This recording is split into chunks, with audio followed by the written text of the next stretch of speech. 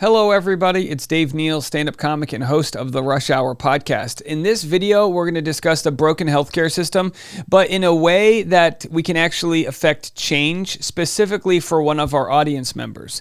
There's someone in our community who has stage 4 cancer. How we learned about it this past week and the steps that we've made as a community to help this person is truly something of awe. And I wanted to share that story to inspire others out there about the ways we can connect within our communities. So as you may or may not know, I've been covering for the last year and a half a lawsuit between a bachelor, the guy who starred on The Bachelor, Clayton Echard, and someone who accused him of being the father of our unborn twins. Throughout the process, we uncovered that this person faked cancer, faked journalists. She faked astroturfing of different medical fraud, and we covered it all to the extent that she's now being investigated by county prosecutors. Well, this person who's being investigated by county prosecutors has a father who's got Parkinson's disease.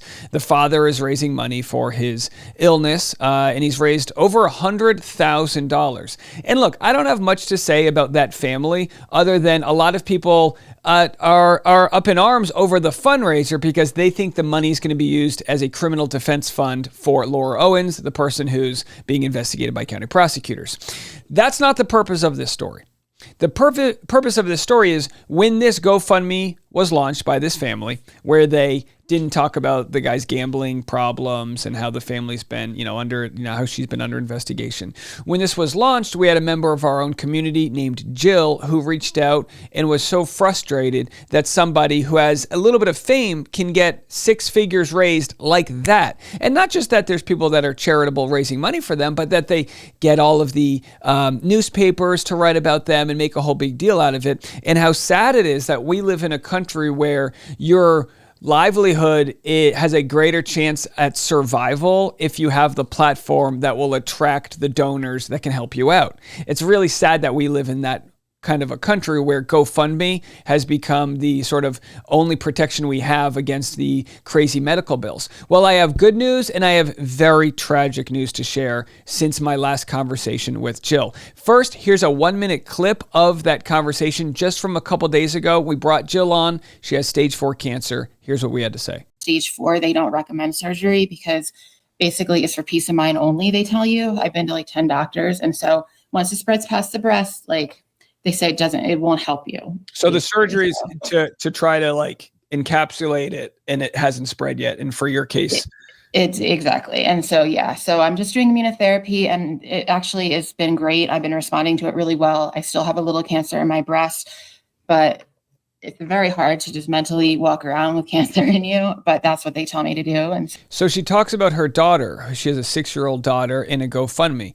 I begged her to share this GoFundMe. She's so polite and kind, Jill, where she's like, I don't want it. She didn't want to come off as salesy.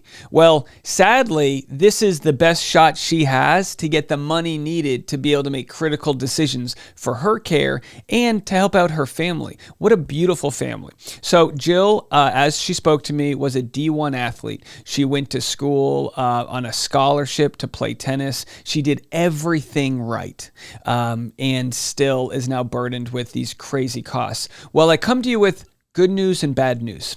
I'm going to share the bad news first. This is a screen grab of the voicemail that Jill received the day after we did that phone call. Hi, good afternoon. This message is for Jill. This is redacted with redacted cardiology. I'm calling in regards to you to your echocardiogram that's currently scheduled for tomorrow, the 7th. We haven't received an authorization from your insurance company. I did try to expedite the case, but they are telling me that the case doesn't qualify to be expedited, so we might have to get you rescheduled. Please call me back as soon as you get my message. You can reach me at redacted. Once again, my phone number here is redacted. Thanks for your time. I hope you have a great day. I'll talk to you soon. Bye-bye. Folks, burn it the fuck down, metaphorically. Okay? This system is so flawed. I just got off the phone with somebody, a conversation that's going to be airing on Saturday about the dire situation we face in our country, where people, regardless of political party, regardless of age, regardless of race, everybody is in this issue where they're having things denied, they're not getting proper care, and we need to come together. So multiple things need to happen. And I'll be laying out this process in the future. Subscribe to the channel if you're new here. We're not going to let this go. We're going to make it so that people are covered. Jill can't get the help that she needs because she can't get the echocardiogram. I'm no expert, but what it does is it measures the sound of her heart. And if something's wrong or she can't get to the next level of treatment, she is stopped right now from fighting her cancer because somebody, or even more sinister, something, possibly an AI tool, is saying, nope, you don't pass go. You don't get to live life. You don't get to be a mom who's healthy that gets to watch their kid graduate high school. You don't get to do these things. That's what the insurance companies are saying. And by the way, the cardiologists, the people that are working there, they want to help. They're on the phone. How much time are they wasting on the phone with the middleman trying to fight for their clients? Here's a video that just went viral. It's titled, "It's 2025 and insurance just keeps getting worse." Now stick around. I'm going to share a solution for Jill. It's not a solution for everybody, but it's something we can do right now. So stick around for that. It's 2025 and insurance just keeps getting worse. I just did 2 bilateral deeps and 2 bilateral tissue expanders for patients. And I've never had this happen before, but during the second deep, I got a phone call into the operating room saying that United Healthcare wanted me to call them about one of the patients who was having surgery today, who was actually asleep having surgery. And, said I had to call right now. So I scrubbed out of my case and I called United Healthcare, and the gentleman said he needed some information about her, wanted to know her diagnosis and whether her inpatient stay should be justified. And I was like, do you understand that she's asleep right now and she has breast cancer? And the gentleman said, actually, I don't. That's a different department that would know that information. And I was like, well, she does need to stay overnight tonight. And you have all the information with you because I got approval for this surgery, and I need to go back and be with my patient now. But yeah, it's out of control. Insurance is out of control. I have no other words. We live in a time where we can hear these conversations from doctors, nurses, healthcare providers. We live in a time where we now understand the doctors are on our side. They're on all of our sides. And the system has to change.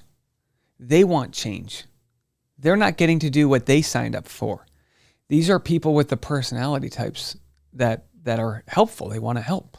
They want to be able to do these jobs. And there's there's doctors that are in states that they can no longer work. And I live in a world where I trust this person right here who spent years of their life, time they'll never get back, training to be in the position not to be told by an insurance company what they can or can't do. Here's some good news I got from Jill. This is from a stranger who saw that live stream. And again, if you're new here, if you found my video through other forms, we have 80,000 subscribers, okay? We're not here, we don't have the audience size where we're giving away Teslas and we get to do all these crazy things. We are in that dogfight right now, trying to get our voices heard, but doing the best that we can within our niches to make that happen. Here's what we heard from a random audience member. I've redacted some of it just because they might be working with outside their lines. This might be stuff they're not allowed to do. I'm not really sure. Hi, Dave. I'm a subscriber of your YouTube channel. I listened to your video this morning featuring Jill. I'm an oncology pharmacist in redacted, specializing in medication access to our oncology patients. We know the cost of medications for cancer is super high. I'd like to offer my services to help Jill with her medication costs, as well as point her to organizations that could also help. I believe she's in the Denver area, but many of these organizations are national or have local chapters and offices. I don't know how to reach out to her, but my email is redacted. Thank you for sending my message to her. And of course, I forwarded that along. We live in a time where people have to make TikTok videos telling you how to negotiate with your hospital to reduce the cost. If you ever go to the ER and you find out you get a $12,000 bill and then you say, could you itemize that bill for me? I'd like to know exactly what you're charging me for. The hospital will then drop the price in half in some cases because they can't justify a $400 Band-Aid. or $700 to sit in the waiting room. Well, you got to pay for the heat. It's kind of expensive. It's drafty in here. And I don't blame the hospitals. I don't blame the people that are working there. It's the groups that own the hospitals. It's the groups that own the insurance company. These are the groups where there is so much money being made, and it has nothing to do with whether or not my friend Jill here gets her fucking echocardiogram. Has nothing to do with that. I got a response from Jill when I told her we were going to be making this video and sharing her GoFundMe. She says, "Oh, wow, that's amazing. I'll send her an email. That the good exists." Of course, that email she's going to send to this, pharmacist. She says, "Of course, it is United too, by the way, and it's been scheduled for at least 2 months. If these echos come back abnormal, you have to stop treatment. The treatment that is saving my life. So it's just very scary. Tell Augie, what up? Thank you, Dave. You and your audience is the best." And that's because I was sending her a voice note, and my 8-month-old son was, yelling in the background. I said, "Oh, Augie's saying hi." So here it is. Here's her fight, reduced down to whether or not friends and family want to help out. And you want to know the saddest advice I gave Jill? The saddest advice I gave her was, "Hey, Jill, we can go to Washington, D.C., and we can try to raise hell and change the rules. And that can happen because we can walk and chew gum at the same time." I said, "But the best thing you can do right now for your survival, the best thing you can do is tell your story online and hope that enough charitable people can come to your page and possibly lend a helping hand. And that helping hand might look like a pharmacist in Texas. That helping hand might be somebody who lives in a country where they do have their health care provided and they just want to help out. Or maybe somebody who lost their mom to breast cancer." We don't know where that help comes from, but the least we can do is let the world know that these stories exist. Stories of tragedy. So we told Jill, a lot of people in our community said, "Hey, we want to donate to her GoFundMe, but the GoFundMe's for medical costs. We want to help her out.